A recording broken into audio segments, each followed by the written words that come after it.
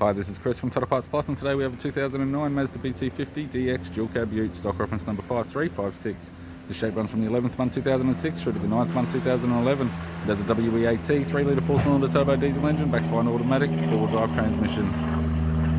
WEAT 3 litre 4-cylinder turbo diesel engine with the left-hand headlight. Left rear 16-inch factory alloy mag with a good tyre.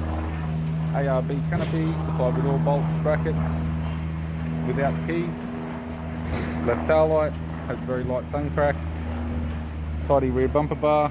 Hayman and Reese tow bar supplied with all bolts, brackets and loom. Tailgate has 8 small dents. Right hand tail light also has sun cracks. Right rear 16-inch factory alloy mag with a good tyre. Power window master switch. Auto type center console, auto gear shifter, heater controls, and a 6-stack CD player.